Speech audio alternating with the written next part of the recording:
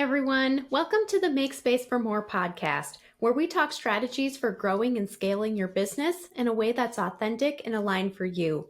I'm your host, Melissa Swink, and in today's episode, we're going to talk about going from firefighting to forecasting and why this game-changing habit will change your business for the better. So before we dive into today's episode, I want to ask you a reflection question for a minute. Are you constantly putting out fires in your business? And I know I certainly go through stages of this, even now with where I'm at. This is something that happens whether you're a solopreneur or you're leading a large team. There are inevitably times or stages of your business as the course of your growth that you'll fall into these times where you feel like things just aren't clicking or you're constantly being pulled in to solve a problem here or there. And I'm here to assure you that if you do feel like you are being pulled away from the things that you are meant to be doing, and certainly the things that you want to be doing because there are issues, there are problems, there are things to be worked out, I want to assure you that productivity is not the problem. It's not that you're not working hard enough. It's not that you're not using your time wisely. We'll talk more about the time factor in a second here. But what's happening is that leadership rituals are the issue. It's not productivity, it's leadership rituals. Now, I'm not saying that in a shaming way, like, oh, you're saying that I'm not doing a good job leading my team or serving my customers or, sharing the vision and the direction of the company. That's not what I'm saying. The key word here, I think, is rituals. So you, as the CEO, the founder of your business, the executive director of your organization, whatever your role is, it's about having the right rituals in place in order to stop this cycle of, fire drills and putting out fires and having those things derail your efforts and your team's efforts. So when I think about fighting fires, I'm thinking about a couple of client stories here, and some of these are more related to growth and some are more related to customer service. But for instance, we have a client who was scrambling to respond to RFPs for his business. So he is he's in a line of work where he is frequently responding to RFPs put out by government agencies in order to put in bids to get that work. And so what he was finding is that he was so busy running his business and doing the projects that he was contracted to do that he would scramble. He would happen to find an RFP or hear about one or come across one, and then he would be scrambling the night before it was due in order to get that bid put out there. And that was something that was really, really stressful for him. So firefighting can look like not just interruptions and problems, but it can also look like, oh, here's something, an opportunity, we need to run after it right now because we haven't been, planning in advance, or we've had so many other things on our plates that this kind of snuck up on us. So there's a variety of ways this shows up. I wanted to highlight that example. Now, certainly, of course, because I am in the virtual assistant services business, that is now something that our team proactively helps him look ahead to and plan for. And we're even doing some things in terms of graphic design work to make his bids and his proposals more visually appealing and so on. But just wanted to share that example. Another example that I can think of is one of our clients who serves a variety of customers in the product space. And so he was previously having to field customer questions in terms of when is my order arriving, or this came in damaged, what do I do next? And all of these things, he was constantly, in that reactive mode. So I just wanted to share those couple of other examples from clients where we're not necessarily talking about constant interruptions or problems that need to be solved, or, just the inevitable interruptions that happen on a day-to-day basis. This can look like a lot of different ways. So if you feel like you're in more reactive mode rather than being proactive, want to assure you again that there are leadership rituals that you can put into practice in order to avoid falling into this trap. Because really our goal ultimately is to replace chaos with clarity by building simple habits that support your growth. So let's talk a little bit more before we dive into how to do that. What is being proactive versus what is reactive in terms of business owners and the way that you're spending your time, just so that everybody's on the same page. So A proactive business owner is very intentional. They are very focused on what their goals are. They know what they are looking to build and create, and they align their priorities with those goals and intention. They have a clear operating plan where they know exactly who is on the bus in what seats and what those job functions are. They know the process in terms of serving their customers. They have these plans in place. They have systems that they are implementing in and investing in and improving upon in order for things to work seamlessly. Now, I feel like I just painted a picture of a utopia or like this tropical paradise in the business world. And that is the goal that we all want to get to. And certainly we're not all there yet. We're not perfect people. I'm not there yet. And I talk about this all day long and certainly share it with you that we are constantly looking at ways that we can do this better. And there are certainly days that I get pulled into firefighting mode. I had one of those yesterday. We had a client issue that we wanted to work through with one of our team members to make sure everybody was on the same page in terms of the process of how something needed to be done so that it was crystal clear to everyone moving forward and we could actually be productive and get ahead for this client. So this happens to me too. But ideally, this is what a proactive business owner would look like. This is what the ideal example would look like. So let's cross-reference that to a reactive business owner. So this person finds themselves constantly answering questions. This person may be dropping everything to respond to something. Now, this is something that I was just kind of thinking about as I was prepping for this. Now, dropping everything to respond to a crisis of some kind. There are certainly crises that do need our immediate attention. But I will also say that that is only a fraction of the time. Oftentimes we drop everything because we want to jump in and fix it. We want to jump in and help. And so this is what I was thinking about too. I know people, especially in the past, who have an extreme need to be needed. And you might be thinking of somebody, even in your life right now, maybe in your personal life or business life, where it's just like, oh, somebody needs me and I'm going to run and I'm going to save the day. That is certainly an example of dropping everything to respond. Solving problems. Does your team constantly say, hey, this isn't working, here you go, what do you want me to do? That's certainly something that I've encountered in the past. And I know that I proactively try and encourage my team. Well, if you did know, what would you do? Or, okay, if you were in my position, what are some of the solutions that you might recommend? Trying to get people into saying, here's the issue. I've done some research. Here are some of my suggestions. That's something that we're always working on. But are you feeling like right now people are just dumping problems on your lap and walking away like you're the boss, you get paid the big bucks, you figure this out and tell me what to do? That certainly can be really frustrating and keep us stuck in terms of, growing our business. And then there's just all those miscellaneous last minute tasks that pop up, right? Like just even simple things like, oh, you know what? Today we have that thing and where we decided to go to that thing. Maybe we decided to go to the farmer's market tonight. This is a purely hypothetical example. It's starting to become farmer's market season as I'm recording this here in our area. And so maybe it's like, oh, we got invited to the farmer's market to go with some friends. We're going to go, but now I need to stop at the bank and get some cash because not all vendors take cards at this point, what's that about? I won't go on that rant, but you get the idea. Just like those last minute things that inevitably pop up. Or your child needs to bring, 25 cupcakes to school tomorrow and it's 6:30 in the evening and you don't have supplies for cupcakes at home. So you're running off to the store. I'm using some more personal examples, but you get the idea. There's no shortage of those last minute little tasks that sneak up on us. But here's the thing.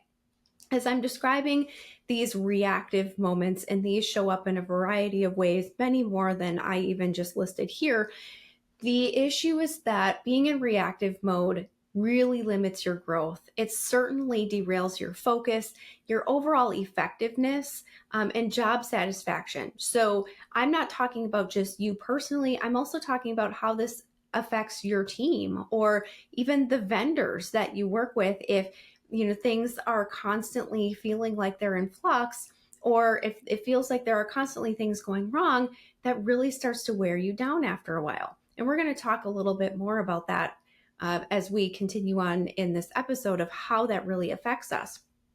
Certainly, there are emotional tolls that come along with this. There are also monetary tolls that come with us with this issue as well, with being in reactive mode, because not only when we feel like we're frustrated, like we're tired, like we're stressed out, like we're overstimulated because it feels like there are, 25 tennis balls being thrown at our face at once, that is exhausting. And when we're exhausted, we're not making good decisions. We're certainly not innovative or creative the way that we want to be. The other thing is that we have missed opportunities. So when we're so busy and distracted trying to solve this problem or get back to all of these emails and these questions that have come in from our teams, or client inquiries that are coming in, when we have all this going on, it makes it easier for opportunities to slip through the cracks. Maybe then we ran out of time to follow up with that prospective client, or maybe we were just so distracted that it didn't even occur to us that there is a collaboration opportunity for an event coming up with a potential referral partner. This also shows up as team confusion, where if we are constantly in reactive mode and we're kind of flying by the seat of our pants, our team also doesn't know, number one, what to expect from us from a day-to-day basis, because it kind of depends on which direction the wind is blowing, but it also makes them feel helpless if they don't have a clear set of expectations or guidelines in order to handle, these things that are coming across their desk on a day-to-day basis. And ultimately, this just eats away at our time. Because if we have one thing blow up and it derails the entire day, this is time that is spent that is not on the things that actually grow our businesses, our organizations, better serve our customers. This is cleanup. This is not renovating and expanding. You get the idea. So what do we do about this? If you find yourself in reactive mode, at least some of the time, which, spoiler alert, we all are in reactive mode at least some of the time, I want to share 3 tactics that we can use in order to shift this and build in some habits that are going to change our businesses for the better and get us out of that reactive mode. So the first one is that we want to build in time for forecasting. If you feel like you are constantly behind and you don't have time to be forward thinking and plan ahead, that is the first thing that needs to get resolved. I highly recommend setting aside at least 1 hour per week of CEO time. Take a look at what is coming up on your calendar over the next week, 2 weeks, 3 weeks. Let's even build out a little bit from there. Even if you can start looking ahead, if you are just in a spot where you are just buried and you just are trying to dig your way out so you can even see the forest through the trees, maybe it's just looking a few days ahead. What's coming up? What meetings do we have going on? What are some of the things happening in the business around this time of the month or this season? And taking a look at what are the most important things that I need to be doing this week? What are the most important things that my team needs to be doing this week? And also just reviewing things, like maybe it's reviewing your financials to make sure that your cash flow is where it needs to be, that there aren't any issues in terms of receiving client payments, that there aren't any past due items, just reviewing the planning, the prioritizing, just taking a look at a snapshot of here's the state of the state, here's what's coming up, what are we going to be doing about this? Also, having regular metrics that you're tracking. We'll talk more about that in a second. Staying focused on your goals, reviewing ultimately big picture, what are we looking to try and build in the next 6 to 12 months? What are we focusing on right now? We want to certainly celebrate the wins. And this is something that actually my business coach reminded me in a call that we had this week is, I was feeling like, gosh, I feel like lately we're taking 2 steps forward and 1 step back. We get a new system and there's kinks in it, or we get a new client or a client adds services and then things kind of got a little wonky and we needed to work all of that out. It just feels like sometimes, we fall into those modes. And she reminded me, like, look at all the things that are working really, really well. Let's stop shining a spotlight on maybe that one thing out of 100 that happened today that didn't go as well as you would have liked. So focusing on the positives as well. So there are tools that you can use to help you monitor all this as well. Certainly keeping track of your metrics. This can be as simple as a spreadsheet. One example of this, I actually have a marketing call with my team after I record this podcast, and we keep track of our followers and our connections on our social media channels. We take a look at what are our open rates for our email newsletters? What are our stats for our podcast downloads? Where are our leads coming from currently? We keep track of all that information. So of course, depending on you and the type of business that you have, your metrics are going to vary a little bit, but identifying what are some of the things that we want to be tracking and paying attention to in terms of our numbers. Certainly sales and marketing have one aspect. There are aspects of metrics in a variety of areas of your company. I'm not going to dive into all those specifics today. And even, again, keeping track of this on a simple spreadsheet can be a great place to start. Also using a project management tool like Asana is something that our team uses, where I can take a look at what are some of the tasks that I have coming up. Do I have a presentation coming up and I need to work on these slides? I need to work on the handouts for that. Just taking a look so that it doesn't sneak up on me and all of a sudden, hey, this presentation is on Tuesday and I haven't even gotten started. Right? Things sneak up on us. Or even taking a look at overall with your team and capacity, who has a lot on their plate right now, according to our project management tool. How can we flex some of that work so that some of our team members who have a lighter load this week can take some of the burden off to spread things around, so we don't have one person who's buried and others who are not getting their hours, or however you have things structured. That's one way to look at it as well. Project management tools can help with resource planning as well. Another example or a tool to use for something like this would be a CRM tool. So maybe we need to keep track of, here are all the leads in our pipeline, here are the people that we need to follow up with this week, or these people over here said, you know what, let's connect after tax season. Now, tax season is behind us. I'm not recording this around tax season, but for a real life example, I do have a few people, particularly in the accounting space, whether they be potential referral partners or potential clients, that said, let's connect after tax season. Those ticklers and those reminders in the CRM tool that you have can be immensely helpful for that forecasting and that CEO time, and regularly looking at that. So again, we're not missing opportunities. The next habit that you can build would be to create systems that actually prevent fires in the first place.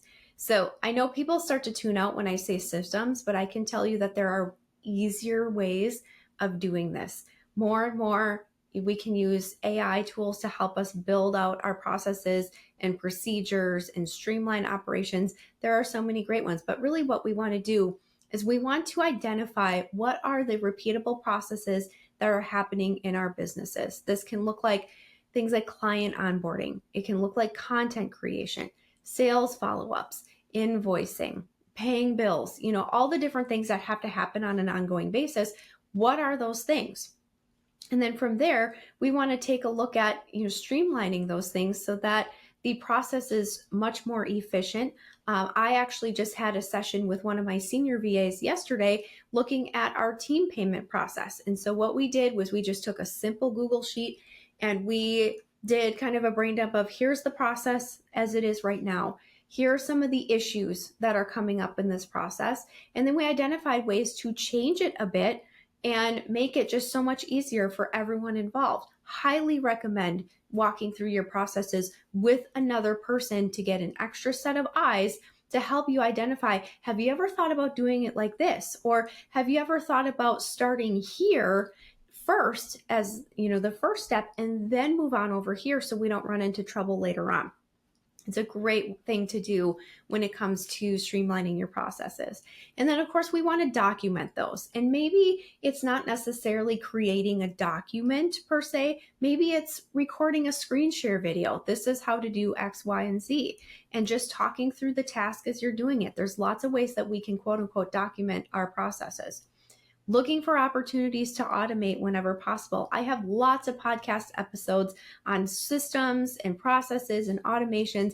Please check those out for more detail. I'm not going to go too far into that rabbit hole in today's episode. But there are definitely things that we want to do to be proactive to make sure that everybody's on the same page, that our processes are efficient, so that we have fewer mistakes, we have fewer exceptions, we have fewer interruptions that are ultimately creating these fires that need to be put out in the middle of our days.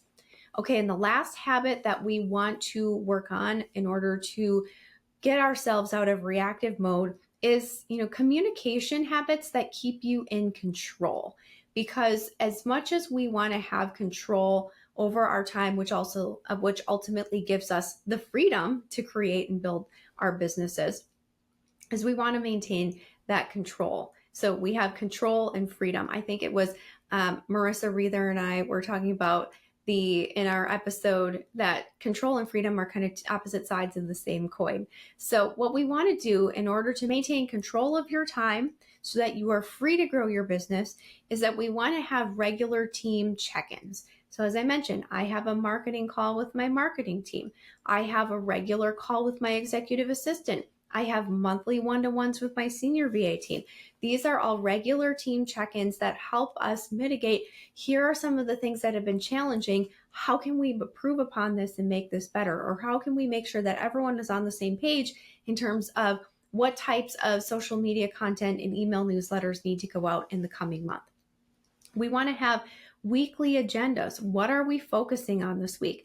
I use my own priority planner. If you're curious to learn more about that, just send me an email, hello@melissaswink.com. I can certainly share a copy of that with you. But it's basically a simple grid that helps me figure out, here's everything on my plate. What are my highest priorities? And what are, in terms of my priorities based on the effectiveness of growing the business. So there are things that are high priority, like getting out proposals or having marketing sales calls.